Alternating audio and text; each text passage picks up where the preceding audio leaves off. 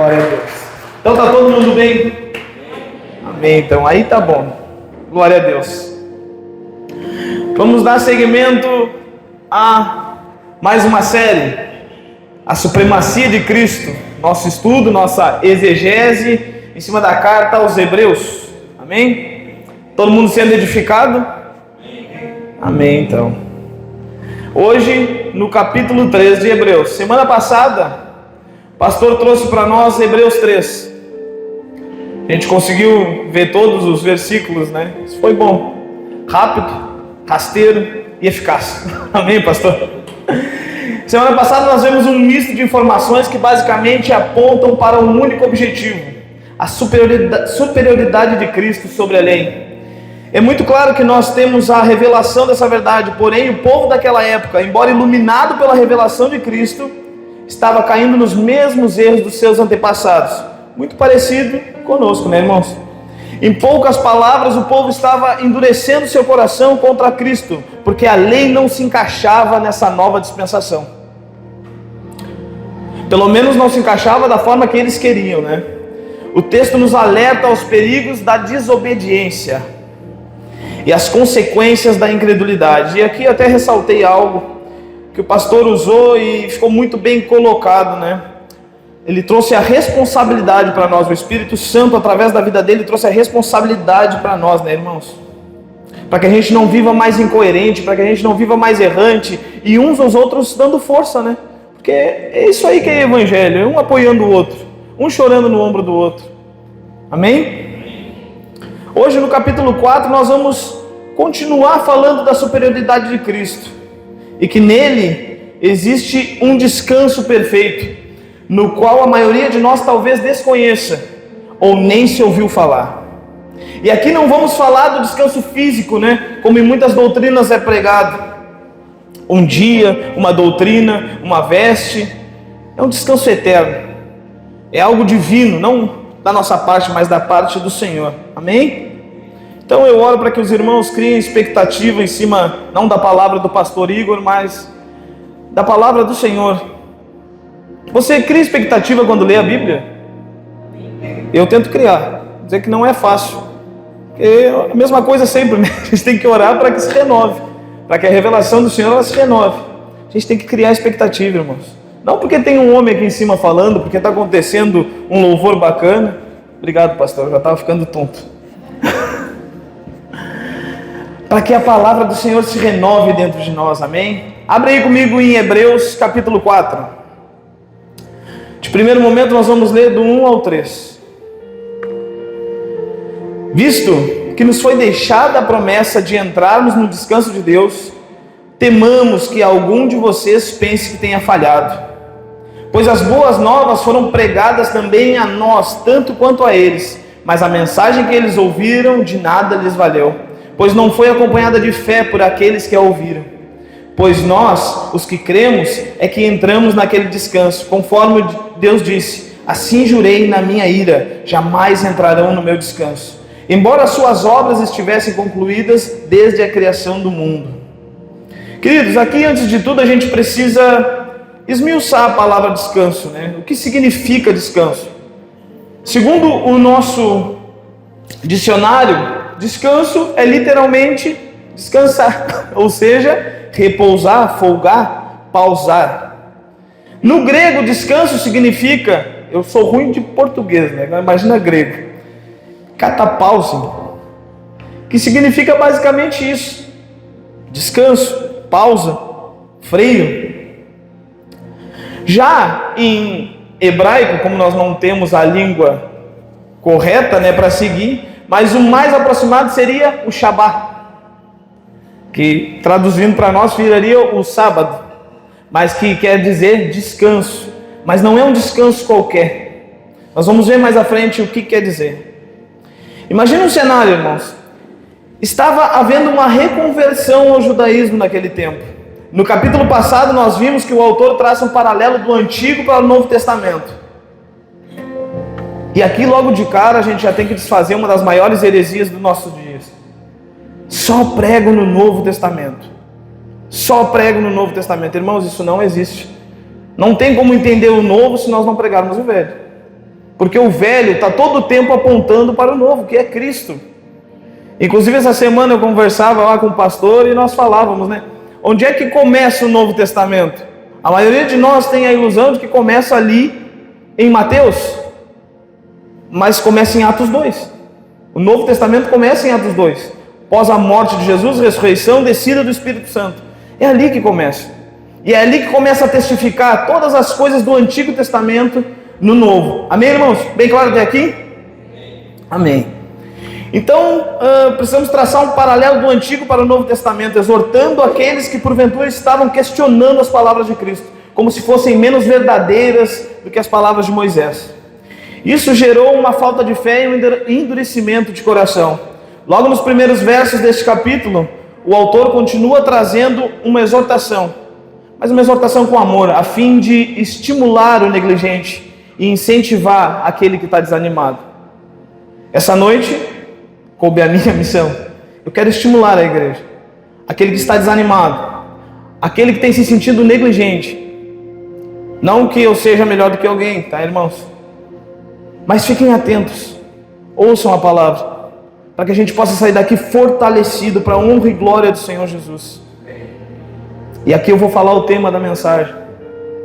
Aonde está o teu descanso? Onde está o nosso descanso? Vai pensando aí outras frases parecidas. O que eu tenho descansado? Incentivar o desanimado. Mas ainda no Antigo Testamento foi ofertada uma promessa da parte de Deus que consiste em um descanso divino. É sobre isso que nós estamos falando. Se no passado lhes foi ofertado um descanso por meio da lei, embora devido a muitas interpretações erradas, muitos fardos, foi distorcido, mas havia um descanso ali, havia uma promessa ali. É que a lei chegou àqueles homens. Eu estou falando aqueles, né? Mas muitas vezes nós andamos cegos também, por conta da mesma lei, irmãos. Ainda quando é pela lei do Senhor, ainda há um ponto de esperança. Agora quando é pela nossa própria lei, aí é complicado, é mais difícil de reverter. Agora esse mesmo contrato foi renovado, porém na certeza da infalibilidade, obrigado Jesus, do sacerdócio de Cristo. Isso precisa falar com a gente, irmãos. Na mesma intensidade, o Senhor hoje nos exorta a respeito da indiferença de alguns ministérios e irmãos. Nos chama a atenção a negligência com que alguns tratam as coisas do Senhor, ou quando o assunto é Cristo. Cara, aqui já mata toda a charada da pregação. É o descanso perfeito, irmãos. Cristo. No Antigo Testamento, esse descanso é ofertado por meio da lei, porém devido a má interpretação e distorção dos próprios mestres daquele tempo, se cria a ideia de ser algo inalcançável, ou uma troca, como a gente já viu, né? Já estudou nos evangelhos, em algumas cartas. O fardo era tão pesado que acabava havendo um escambo da parte dos homens. Escambo, que significa troca, né? Um escambo da parte dos homens com Deus. Então eles acreditavam que fazendo tudo direitinho, o Senhor lhes abençoaria, mas não era por isso, irmãos. Não era esse tipo de obediência que o Senhor desejava, porque era uma obediência forçada. Quantos de nós vivem assim? Então havia uma distorção dos mestres daquele tempo. Se cria a ideia de ser algo inalcançável, ainda mais quando se tem o exemplo dos próprios hebreus no deserto. Essa noite eu quero instigar os irmãos a terem um temor, porque parece que nos últimos dias isso se perdeu, irmãos. Eu não estou falando literalmente da nossa igreja em si, mas é geral. O temor foi embora. Nós não trememos mais na presença do Senhor. Por isso que levamos a coisa de qualquer jeito, irmãos. E nós vamos ver mais à frente que é uma consequência de nós não darmos a prioridade correta às coisas de Deus.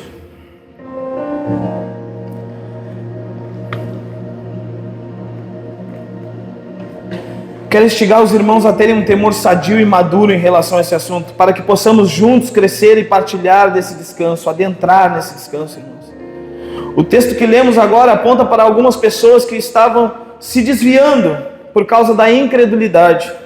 O que estava acontecendo, irmãos? Os judeus, aqueles que criam iam se convertendo, iam acrescentando.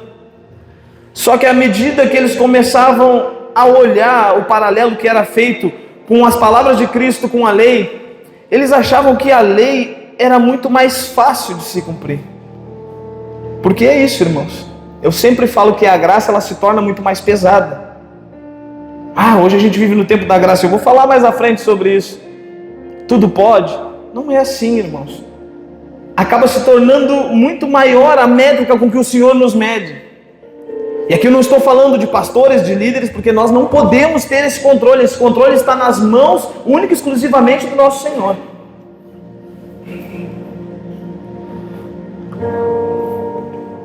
Então, eles começaram a fazer essa analogia e começaram a se perder. Em que sentido? Nós vamos continuar seguindo a Cristo, mas é obrigatório que nós sigamos com os nossos rituais. Nós vamos seguir a Cristo, mas nós não vamos abrir mão dessa parte da lei. Nós não vamos abrir mão desse sacrifício. Mais ou menos assim, irmãos. Se no deserto o povo teve como apoio a Torá, nos tempos de Cristo, esses hebreus convertidos tiveram acesso às próprias palavras do Senhor. E é aqui que o bicho pega para nós, irmãos. Se eles que tiveram esse conhecimento estavam olhando para trás mais uma vez, endurecendo seu coração, se perdendo porque amavam mais a lei do que a Cristo, que dirá nós, que só ouvimos? Muitas vezes nem lemos a palavra. Muitas vezes fugimos, de certa forma, do que envolve a palavra. Consumimos só o que nos convém. Eu costumo falar isso nas rodas de conversa. Eu sou um cara, não me entendam errado, tá? Mas a nível de teologia, pregação, sou um cara que consome de tudo um pouco. E aqui não é, o pastor é mais maduro. Não, não é isso. O Senhor me levou por esse caminho, mas para que captasse aquilo que é bom. E aquilo que é heresia ser descartado, irmãos. Às vezes a gente pega só o que é heresia e quer trazer para dentro da igreja. E a gente aqui, eu falo, todos os nossos irmãos evangélicos, qualquer coisa vira lei, qualquer coisa se torna fardo, irmãos. Imagina nós, né? Nós precisamos traçar um paralelo com a nossa caminhada, irmãos. O que eu quero dizer é que se aqueles homens que testemunharam os passos do Mestre estavam esmorecendo, o que deixar para nós que não vimos, só ouvimos, e às vezes mal. Infelizmente, por conta da incredulidade dos hebreus, precisaram passar por um processo de aproximadamente 40 anos. 44 anos, não fica bem claro. 40 anos é o que a maioria dos teólogos aceita. Levando toda uma geração a morrer porque estavam com medo. E aqui me levou aí aos textos de Êxodo, e eu comecei a ler e eu notei algo interessante. Eles ficaram com medo de uma batalha que não seria nem eles a lutar. Seria o próprio Deus. Por isso que o autor aqui está traçando esse paralelo, porque é a mesma coisa que a gente faz quando começa a olhar para as leis, dar ênfase para as leis. A gente está tirando a superioridade de Cristo, recolocando um véu sobre os nossos olhos. E isso é muito perigoso, irmãos. A quantidade de nós que se perde dentro da própria teologia por falta de conhecimento, é grande. Que Deus nos livre disso, irmãos. E não deixa de ser um pecado. Mais para frente nós vamos falar sobre isso. É mais ou menos assim. O argumento é: Deus prometeu um descanso aos israelitas. Muitos deles não conseguiram entrar. No entanto, esse descanso de Deus começou no primeiro sábado de Deus. Alguns homens evidentemente foram destinados a entrar nele, visto que os destinatários originais da promessa não desfrutaram dela por causa da incredulidade. A promessa foi renovada há séculos. Depois vocês deem uma lida em casa com calma em Salmos 95. Esse salmo, ele vai falar o que aconteceu lá nas águas de Meribá. Eu acho que eu quis trazer o salmo porque ele é mais resumido, né? A história, mais atraente de ler. E eu quero ressaltar a palavra hoje. A mesma coisa que o pastor falou semana passada. O porquê do hoje, irmãos. Vamos lá. Verso 4, 5 e 6 de Hebreus. Hebreus 4.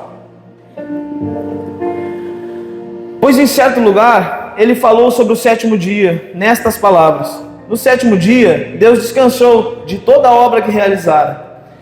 E de novo, na passagem citada há pouco, diz: jamais entrarão no meu descanso. Entretanto, resta entrarem alguns naquele descanso, e aqueles a quem anteriormente as boas novas foram pregadas e não entraram por causa da desobediência. Versos 7 e 8, irmãos. Por isso, Deus estabelece outra vez um determinado dia, chamado hoje, ao declarar muito tempo depois por meio de Davi, de acordo com o que fora dito antes: se vocês ouvirem a voz, não endureçam o seu coração. Porque se Josué lhes tivesse dado descanso, Deus não teria falado posteriormente a respeito de outro dia. Que outro dia será esse? E é aqui que o calçado começa a apertar um pouco. Vamos falar sobre o Shabá, o sábado, o polêmico sábado. O Senhor começa a sua obra lá em Gênesis descansando. A gente tem a ideia de que a obra do Senhor começou quando Ele começou a dar ordem, né? Se faça luz, se juntem as terras. Mas na verdade começou quando Ele descansou, irmãos. Porque ali Ele começou a analisar, ali Ele começou a contemplar tudo que havia sido criado. Lá em Gênesis 2, depois vocês leiam em casa, só botei as referências aqui para a gente tratar bem o assunto, amém? Gênesis 2:2 mais especificamente. Mais à frente, já na lei se fixa um dia, dentro dos 10 mandamentos. Anotem para depois vocês lerem em casa. Êxodo 20:11 e Êxodo 31:17. O tão polêmico sábado. A grande verdade é que desde a criação o Senhor já havia preparado o descanso perfeito, como nós vimos agora há pouco no verso 3. Porém, esse descanso nunca esteve na lei ou no cumprimento severo dela, como se muito ainda é pregado. E eu não quero de forma alguma pregar que o Antigo Testamento ele é uma voz morta, irmãos, mas sim uma voz viva, uma voz que apontava para Cristo, que gritava para Cristo. Infelizmente, o coração estava endurecido, né? Assim como uma série de outras leis, a má interpretação delas desfigurou aquele que era para ser o plano perfeito de Deus. E aqui eu me refiro de uma imperfeição, não no plano literal do Senhor, porque os planos do Senhor são perfeitos, mas nos nossos planos. Nós entendemos errado. Os israelitas entenderam errado e nós seguimos replicando errado, irmãos. E aqui eu preciso falar de algumas seitas que andam ao nosso derredor o tempo todo. Eu chamo de irmãos, mas não deixa de ser seita. Aqueles que veneram o sábado. Eu não posso fugir da verdade, irmãos. E quantos de nós somos assim com o domingo? Damos um nome diferente, né? É errado igual, irmãos. Continua sendo uma transgressão. Aqui eu peguei o exemplo dos adventistas, né? Que pegam Mateus 12:12 e Marcos 2:27-28 e rasgam. Falando que Jesus, Ele não aboliu, e Ele não aboliu, porque não é isso que o texto diz, Ele não aboliu o sábado. Jesus veio para ser o sábado perfeito, Jesus veio para mostrar que poderia ser uma pessoa boa no sábado. Agora eu pergunto para vocês, igreja, será que não foi o plano do Senhor desde o início que o povo entendesse dessa forma, interpretasse que o sábado era um dia como qualquer outro, mas que deveria ser guardado no coração? Ou você só é bonzinho no domingo? Ou seu testemunho só é bom aqui no domingo? A gente se esforça mais quando está aqui, né? Por quê? E aqui eu preciso citar, irmãos, os falsos profetas. Sexta-feira aqui estava muito legal o estudo, porque a gente está falando de vocação, né? E aí chegou nos profetas ali. Só que não é nem os profetas em si que a gente estava falando, né? Mas sobre os falsos profetas. Essa heresia do sétimo dia veio de uma profetisa que teve um sonho. Essa aqui foi uma das heresias que, né, Satanás colocou na mente dela. Ela teve um sonho que se deveria guardar o sábado, que o Senhor se alegraria com a guarda desse sábado. Agora eu pergunto para os irmãos, que graça há da parte do Senhor ver tanta briga como a gente vê, pessoas discutindo por conta de um dia, ou por conta de comer ou não comer a carne de porco, tomar café. Irmãos, a palavra de Deus é muito clara, diz mesmo que se um anjo descer com uma teologia nova, nós devemos considerar anátema. Aí em outra seita, um homem, Joseph Smith, se eu não me engano, recebe a visita de um anjo chamado Metatron. Transformers desde lá do passado, irmãos. Nós temos mais uma heresia tão perigosa quanto a veneração do sábado, ou até pior. Outros receberam de um profeta qualquer que Jesus era um homem qualquer, um profeta qualquer. Só podemos ser as testemunhas do Jeová. É mais ou menos assim, irmãos. É assim que se constrói as heresias, dando ouvido aos falsos profetas. E aqui eu preciso puxar a nossa orelha. Mais uma vez eu digo, consumam tudo que vocês puderem, mas filtrem. O mundo está cheio de falsos profetas. A maioria de nós fica iludido, ouvindo coisas na internet e quer replicar onde está se tentando criar um meio sadio.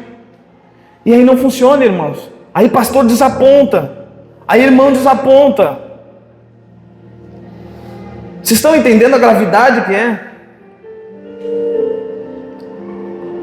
O descanso que Deus planejou para nós nunca foi um dia, um amuleto, uma vestimenta.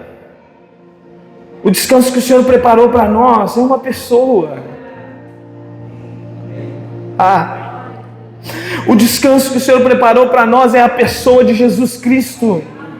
E porque o hoje, é que eu preciso puxar a minha orelha também. Não interessa se tu é calvinista, se tu é arminiano, se tu aceitou Jesus, ou se a luz do Evangelho te iluminou. Cristo apareceu para ti. É hoje, é agora a hora de entrar nesse descanso.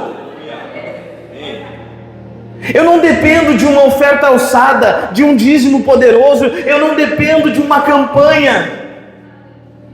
Eu dependo só de dar ouvidos a Ele e adentrar no descanso. Eu conversava com o Senhor enquanto preparava essa palavra. Dizia: Senhor, a maioria dos irmãos sabe o que a gente está passando hoje. E eu orava ao Senhor e dizia: Senhor, justo agora falar de descanso, quando eu passei os maiores meses mais atribulados da minha vida. Se é agora. Ou tu descansa em mim, ou abandona. Estou tentando descansar nele todos os dias, irmãos. Não é fácil. O inimigo se levanta, né? Não é fácil. Mas é algo que ele já conquistou na cruz, irmãos. É o hoje, é o hoje. Ou no que tu tem descansado? É nos boletos? É nas doenças? É nas guerras? É nas contas que muitas vezes nós mesmos nos colocamos? Nas divisões que nós mesmos criamos? Porque o pastor falou, se nós fizermos as 7 sexta-feiras da unção, a minha vida financeira vai mudar, irmãos. Eu estou em busca disso faz tempo. A vitória financeira. Se eu não levantar cedo e trabalhar, queridos, não vai ser uma oferta diferenciada que vai mudar, irmãos. O engraçado é que nunca tem 7 sexta-feiras para mudar a droga de caráter. 7 sexta-feiras para deixar de ser ladrão. 7 sexta-feiras para deixar de adulterar, para largar o vício da pornografia. Não, é sempre algo voltado para o financeiro. É sempre algo voltado a coisas materiais. Ninguém levanta uma campanha de 7 sexta-feiras para ir evangelizar o perdido, orar por aqueles que se desviaram. Aonde está o nosso descanso, irmãos? Nunca foi um dia, nunca foi um amuleto, nunca foi uma vestimenta, mas uma pessoa, a pessoa de Jesus Cristo. Isso deve falar aos nossos corações, porque a maioria de nós ama como podemos manipular a lei, semelhante àqueles homens, mas não gostamos de olhar pela ótica de Cristo. Eu quero dar muito foco essa noite à palavra desobediência, irmãos. Essa é a causa de tanta frieza, tanta indiferença, tanta divisão no nosso meio. Não existe mais temor. O que existe é medo da gente não estar alimentando o próprio ego.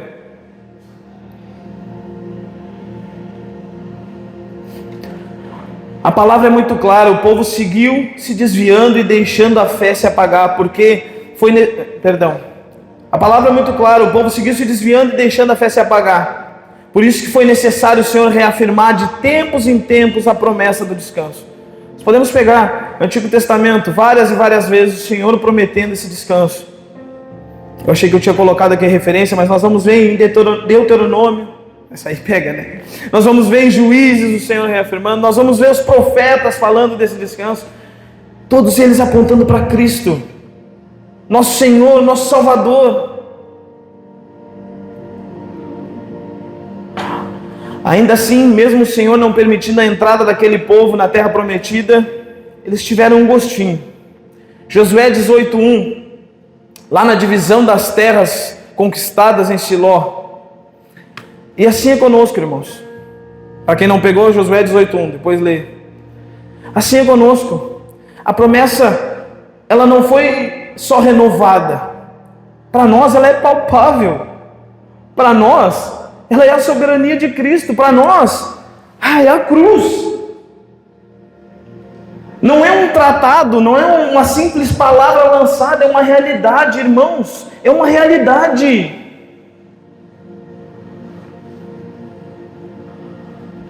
Verso 9, 10 e 11. Ainda assim, resta um descanso sabático para o povo de Deus. Pois todo aquele que entra no descanso de Deus também descansa das suas obras, como Deus descansou das suas. Portanto, esforcemo-nos para entrar nesse descanso, para que ninguém venha a cair, seguindo aquele exemplo de desobediência. O descanso aqui citado é o descanso de Deus, como nós vimos acima. Conceito mais elevado, é maior do que qualquer Canaã, é melhor do que qualquer lei, é melhor do que qualquer coisa que pastor no mundo possa nos prometer. É os braços do papai, é o colinho de Cristo. Maior e melhor do que qualquer doutrina possa ser pregada. Irmãos, quanta divisão a gente vê, porque estão buscando descanso em teologias perversas. Teologias que só desmontam e não ajuntam.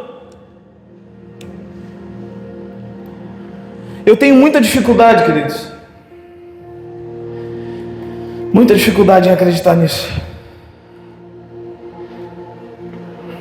Só que mesmo esse descanso ele sendo melhor e maior do que qualquer outra coisa, isso não nos tira a responsabilidade, irmãos. O sacrifício de Cristo nos faz livres, porém em Romanos vai nos dizer que nós somos agora indesculpáveis. Vocês creem que são livres? Eita! A igreja crê que é livre? Amém. A igreja crê que é indesculpável? Então você crê que o inferno é real? Então você há de conviver comigo que nós precisamos dar manutenção à nossa fé. Nós precisamos zelar por algo tão precioso que o Senhor nos entregou. É ou não é? Eu tenho muita dificuldade de enxergar Cristo nas teologias do tudo pode, tudo está liberado. E por que falar disso mais uma vez, irmãos? Porque assim como os cristãos que estão sendo advertidos na carta de Hebreus, nós também tratamos o Senhor de qualquer forma. Amamos o desleixo. E olha só, irmãos, às vezes dizer que é cristão não é sinal de salvação. Isso precisa ficar bem claro dentro de nós. A gente critica tanto os católicos, mas nós nos tornamos evangélicos não praticantes. E aqui eu não estou falando de estarmos dentro do templo para mostrar que somos praticantes. A prática vem do testemunho que nós damos dia após dia. Sabe, irmãos, tempo que eu tive deprimido, entristecido, eu ia buscar consolo com os crentes, eu saía mais deprimido ainda. Se eu não estava com vontade de me matar, eu ficava com vontade ouvindo aquela pessoa. Nós devemos ser aqueles que apontam o caminho da vida eterna. Aqueles que ainda que se estiver no pouco, nós temos muito porque estamos em Cristo. Qual tem sido o seu testemunho? Em que você tem descansado? Que tipo de descanso você tem apresentado para o mundo? Por que as igrejas estão esvaziando cada vez mais, irmãos? Igrejas sérias. Porque nós estamos nos perdendo nisso. Nosso descanso está no foco errado. E aí existem pastores que adaptam a palavra para encher os seus templos. E aí nós vemos o quê? Uma alta rotatividade de pessoas. Mas ninguém lembra. Ninguém fica fiel não ao homem, mas a Cristo. É complicado, queridos. Eu creio que Deus nos fez livre. Mas nós temos que ter a consciência da nossa responsabilidade, irmãos. Não tem como fugir disso.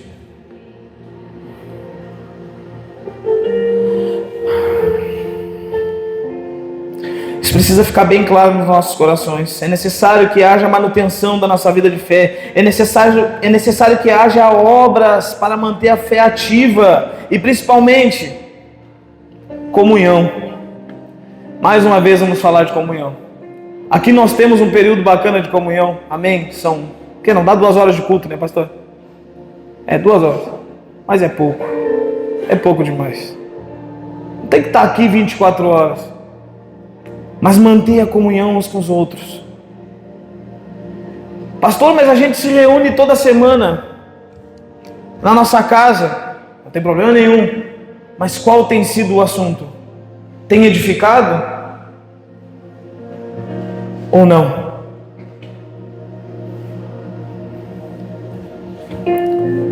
Nesse ponto nós nos tornamos piores que os católicos. E aqui eu não estou falando das atividades muitas vezes que a gente vem forçado, irmãos. Nós deveríamos ser conhecidos por aqueles que carregam a obediência. Mas se distorceu, até isso o mundo conseguiu nos tirar. Hoje falar que a gente anda na contramão, as pessoas olham para nós com a certeza de que a gente anda na contramão de Cristo, não na contramão do mundo. Não existe mal nenhum nós abraçarmos aquele que está lá fora. Pelo contrário, essa é a nossa missão de vida. Foi para isso que Cristo morreu. O problema é quando nós somos tão piores quanto aqueles que estão lá fora e não fazemos nada para mudar isso, permanecendo no mesmo inferno.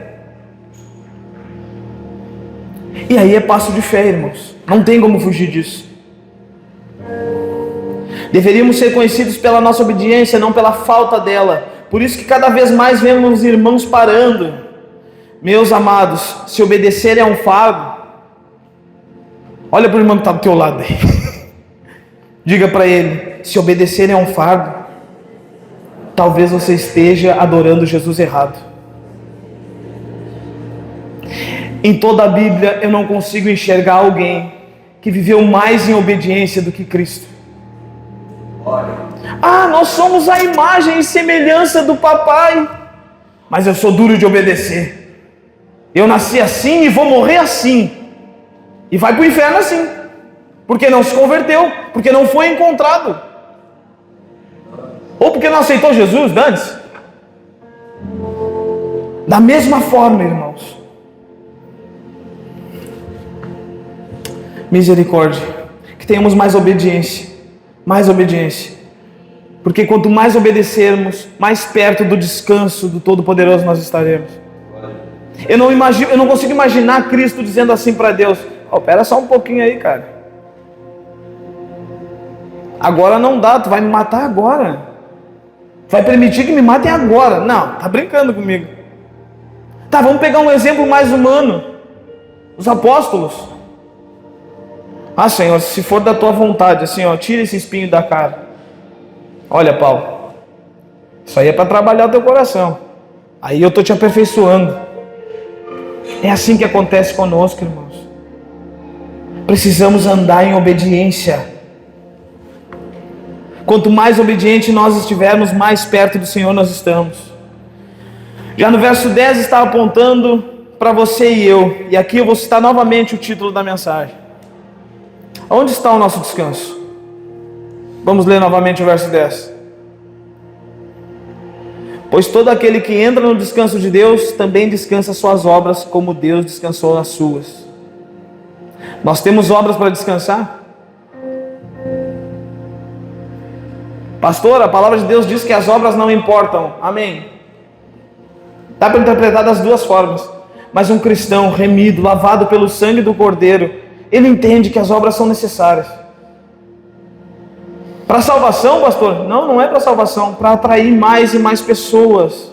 As obras são consequências de uma vida que aponta para o Cordeiro, irmãos. Eu quero encorajar a igreja. Depois de tudo isso, ainda quero encorajar ainda, né? Eu quero encorajar a igreja a ser mais zelosa, incendiada, firme com as suas posições. Gente, a gente não pode mais viver como meninos. O apóstolo Paulo fala isso, nos adverte, irmãos. Quando eu era criança, eu comia papinha de criança. Agora eu cresci, eu tenho que comer comida parruda para mim ficar forte. Isso nos torna ainda mais indesculpáveis, porque nenhum de nós aqui, está recebendo alimento de menino. Todos nós estamos recebendo alimento sólido, para que se algum dia nos apertarem lá na rua, nós tenhamos como dizer assim, não, eu sei o Cristo que eu sirvo, eu sei aonde minha fé está calcada, eu sei aonde eu descanso, e isso eu não troco por nada.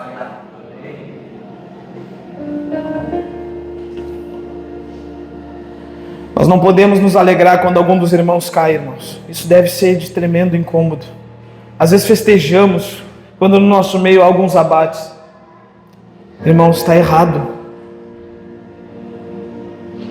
Sabe, eu até acredito que aquele irmão que caiu ou saiu, ele se desviou, ele não perdeu a salvação, mas nós perdemos um irmão.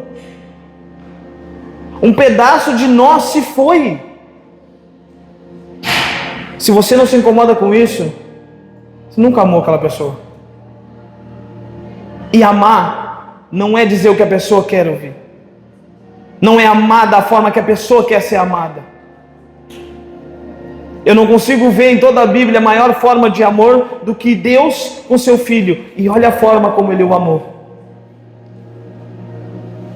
Assim é com a gente, irmãos. Eu já estou indo para o fim. Mas vocês sabem, né? Isso pode demorar mais um pouquinho. Então, verso 12.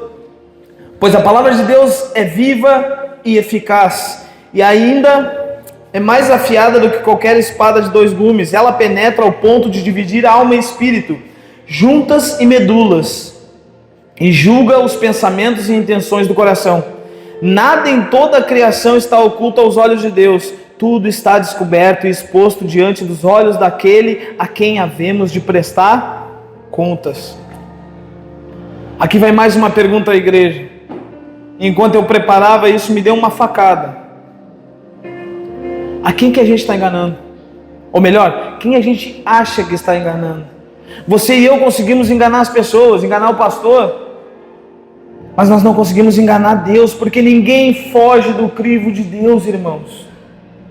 Ninguém foge dos olhos de Deus. Eu lembro do tempo onde eu estava no pecado da pornografia, totalmente assim, podre, e eu me escondia, apagava todas as luzes, pegava o meu telefonezinho na época, achando que o Senhor não estava me enxergando. Ali só estava eu e o Senhor e Satanás. E ali eu desonrava o descanso que o Senhor me deu. Você acha que ninguém está vendo quando você desvia aqueles 10 centavos? Irmãos. Quando você distrata alguém, quando você concorda com alguém por conveniência, quando não fala o que a pessoa precisa ouvir, mas o que ela quer ouvir. Não se deixe enganar, irmãos. Às vezes, esses 40 anos de dificuldade que a gente vem passando nesse deserto que não acaba nunca, ou inferno, isso é fruto do nosso ego, do nosso eu, da nossa desobediência, da nossa rebeldia contra Deus.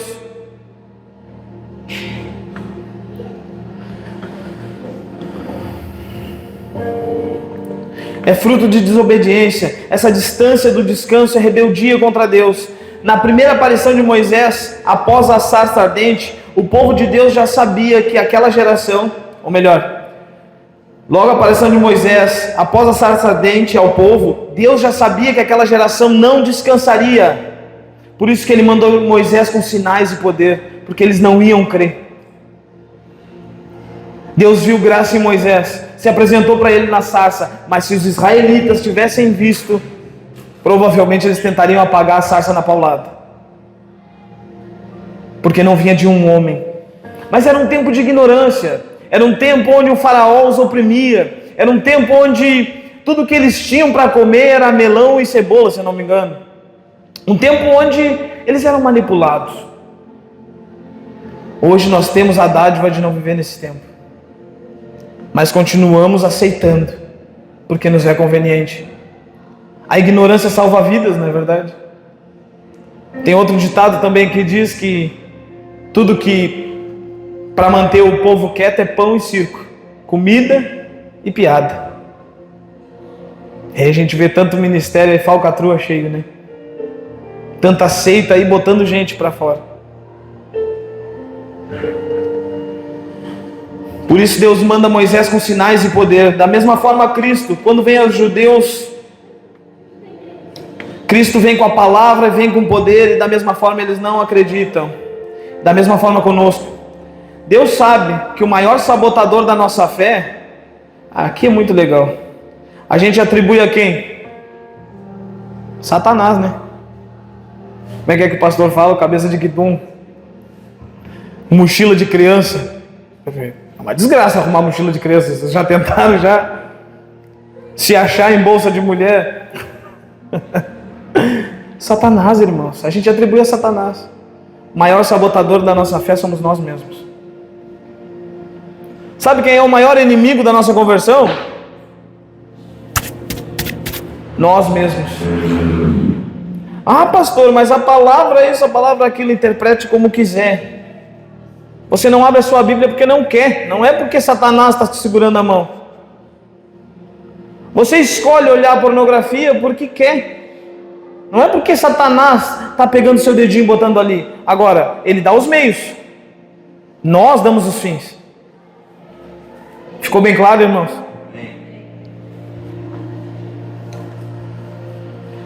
Nós somos o maior sabotador da nossa fé. E aí nós dizemos assim: ah, mas ele não vai intervir, Deus não intervém. Irmãos, o que mais Deus faz é intervir, queridos.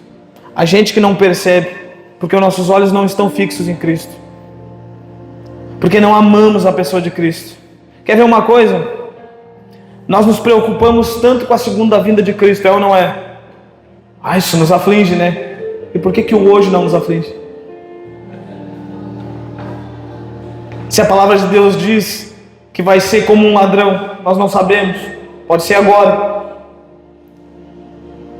Nós precisamos mudar nossa mentalidade, irmãos. Mais uma coisa, a gente esquece de viver o hoje, vivemos ansiosos, depressivos. E vejam bem, eu não estou associando aqui essas doenças psicológicas à falta de Deus. Muitas vezes acontece por excesso de religião, não falta de Deus, tá bem? Mas se o Senhor é soberano e o descanso perfeito em toda a sua essência, muitas vezes, queridos, é falta de nós olharmos para Deus. Em que sentido? Não tornando, ou melhor, não dando o devido lugar de suficiência para Ele. Tudo nos convém, mas Cristo não é suficiente. Desejamos um descanso que é terreno, um bom carro, uma boa casa, uma boa família, muitas vezes é uma máscara. Só que não é o hoje. A gente está trabalhando, cansando só para adquirir coisas. O hoje do Senhor é eterno, é divino. Ficou bem claro aqui? Depressão e ansiedade não é falta de Deus. Versos 14, 15 e 16, irmãos.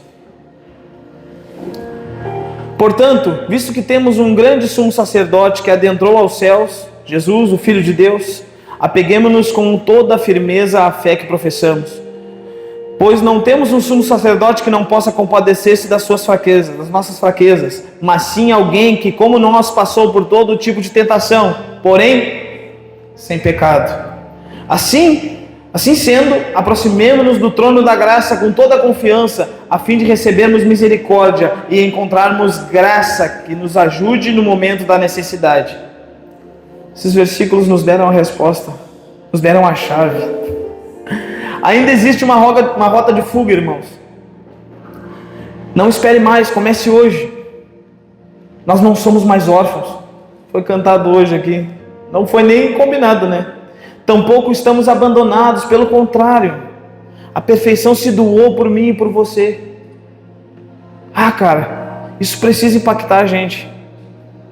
Isso precisa mudar a forma como a gente está vivendo. Eu pergunto para a igreja, tudo que Cristo fez por nós, e aqui eu vou falar um pouco de pagar preço, tá? Vocês vão entender o sentido.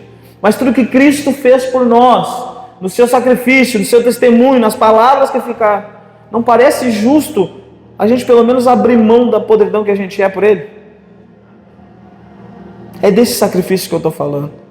Às vezes abrir mão de ter razão, às vezes abrir mão de coisas pequenas, às vezes abrir mão das coisas que nos trazem conforto físico. Abrir mão de um dia, por que não? Não venerar o dia, fique bem claro. Mas abrir mão de um dia. Não que isso seja uma troca, mas é amar Ele, porque Ele primeiro nos amou. Vejam, a palavra de Deus nos diz que pai que não ama o filho.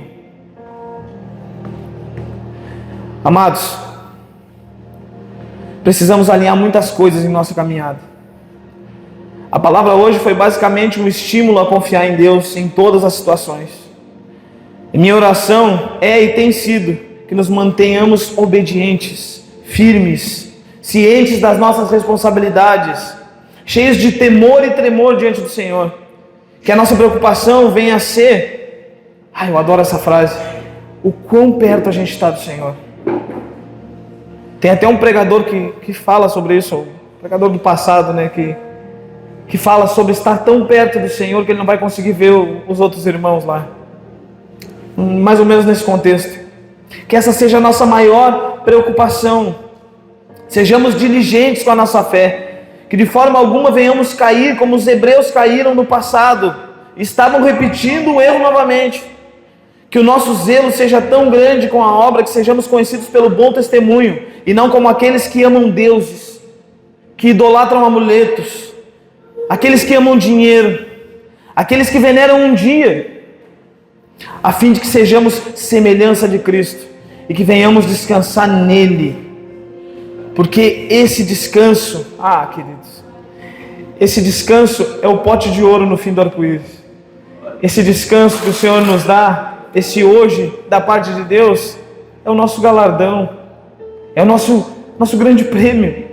Sem esforço algum, sem esforço, porque sem esforço, mas com zelo. E sejamos como o Senhor, mansos e humildes. Se essa palavra fez sentido para você, se pergunte hoje, o que tem sido o seu descanso? Se coloque em pé.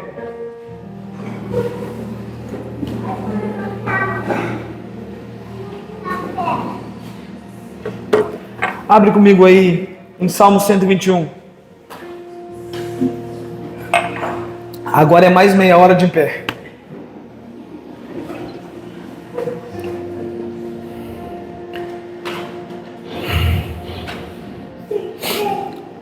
Verso 1. Acompanha aí comigo, irmãos. Olho para os montes e pergunto: de onde virá o meu socorro? O meu socorro vem do Senhor Deus, que fez o céu e a terra. Ele é o seu protetor, está sempre alerta e não deixará que você caia. O protetor do povo de Israel nunca dorme nem cochila. O Senhor guardará você. Ele estará sempre ao seu lado para protegê-lo. O sol não lhe fará mal neste dia, de dia, nem a lua de noite. O Senhor guardará você de todo perigo. Ele protegerá a sua vida. Ele o guardará quando você for e quando você voltar, agora e sempre. Retirado um pouco de contexto, mas cabe muito para os nossos dias, irmão. De onde virá o nosso socorro? Vamos parar de recorrer a subterfúgios, a coisas erradas, aquilo que não acrescenta. Parar de fazer as escolhas erradas, as trocas erradas. Andar com pessoas erradas. Igrejas erradas. Ai, pastor, dói. Líderes errados. Feche seus olhos.